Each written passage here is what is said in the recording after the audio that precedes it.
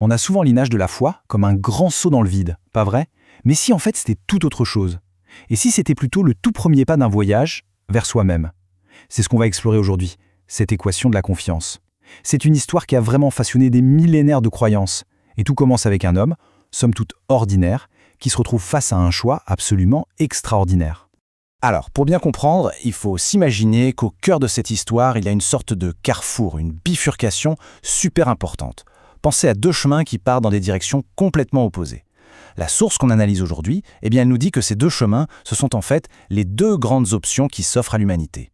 Deux manières, au fond, de voir la vie et d'interpréter le monde. Ok, alors d'un côté, on a ce que la source appelle le chemin d'Adam. C'est le chemin du soupçon, de la méfiance, on n'est pas sûr des intentions de Dieu, on a peur. Et puis de l'autre côté, il y a le chemin d'Abraham. Et lui, la source le présente comme le croyant par excellence. Pourquoi? Parce qu'il incarne une confiance, mais une confiance radicale. C'est le grand départ vers l'inconnu, avec pour seule boussole juste une parole. Bon, ce choix, justement, allons voir ça de plus près. Qu'est-ce qui rend le départ d'Abraham si fou, si audacieux? Pour vraiment le comprendre, il faut faire un petit bond dans le passé, il faut essayer de se mettre à sa place, de se glisser dans la peau de cet homme. Imaginez un peu, on est presque 4000 ans en arrière. Abraham, il a 75 ans, sa femme, Sarai, 65. Et le point crucial, c'est qu'ils n'ont pas d'enfants.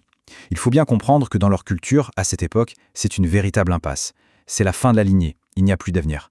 Leur vie est peut-être stable, oui, mais laisse sans futur. Et c'est là, précisément à ce moment, dans ce qui ressemble à une vie déjà finie, que tout, absolument tout, va commencer. Son parcours jusqu'ici, c'est celui d'un nomade de son temps. Rien d'exceptionnel. Après avoir quitté sa ville d'origine, Ur, sa famille s'est installée à Haran. Et c'est là que son père meurt. On est donc dans un moment de deuil, de grande incertitude, et c'est pile à ce moment-là qu'une voix se fait entendre. Une voix qui va tout changer, qui va complètement redéfinir sa vie. Voilà la parole. Quitte ton pays, va vers le pays que je te montrerai. La traduction qu'on connaît tous est...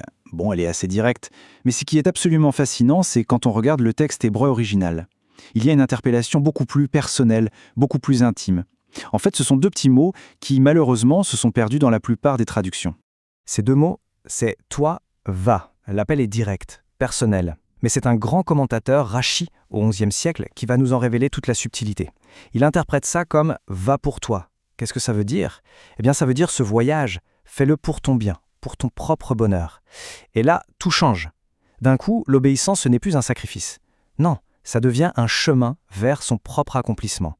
On comprend que le projet divin, depuis le tout début, c'est un projet de bonheur pour l'humanité. Mais attention, cet appel au bonheur, qui est très personnel, ce n'est que le début. C'est aussi le point de départ d'une mission qui va bien au-delà d'Abraham lui-même.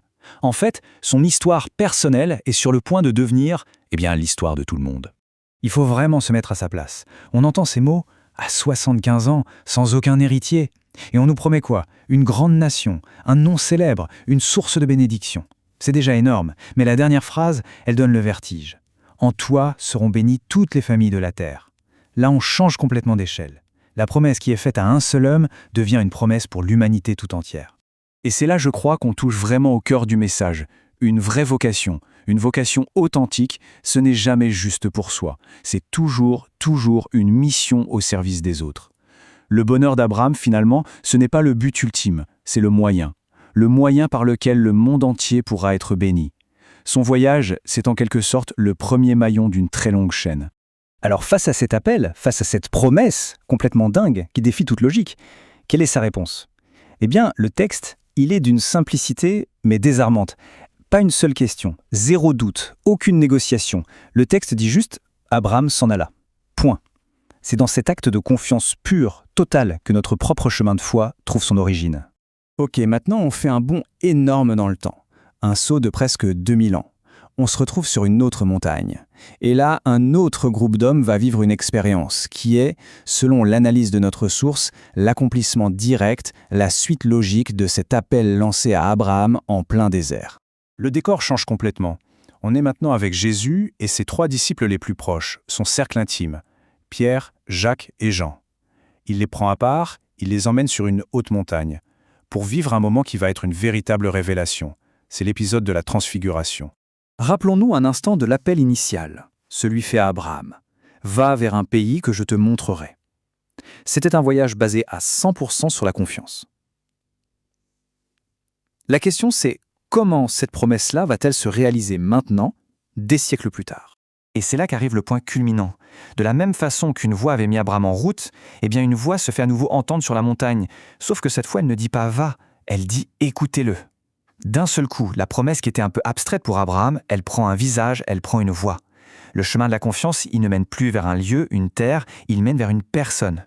Alors, au final, qu'est-ce qu'on retient de tout ça? Quel est le fil rouge qui relie ce vieux patriarche du désert et cette scène incroyable sur une montagne de Galilée?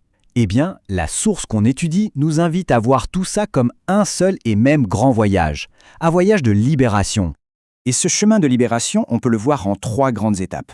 D'abord, il y a le choix fondamental, la confiance plutôt que le soupçon. C'est la voie d'Abraham, par opposition à celle d'Adam. Ensuite, vient la découverte que cette vocation, cet appel, n'est pas juste pour une personne, mais qu'il est universel pour le bonheur de tous. Et enfin, le sommet, l'apogée, un message de vie si puissant que, pour citer l'apôtre Paul, il en vient à détruire la mort, et donc à nous libérer de notre plus grande peur. Du coup, la question finale, elle est posée à tous. Si la foi, c'est vraiment ça, ce voyage de confiance, cet appel à quitter nos petites certitudes pour le bien des autres, alors à quoi il ressemble notre « toi, va » personnel aujourd'hui? Quel est ce pays inconnu vers lequel on est peut-être appelé à marcher? La question reste ouverte.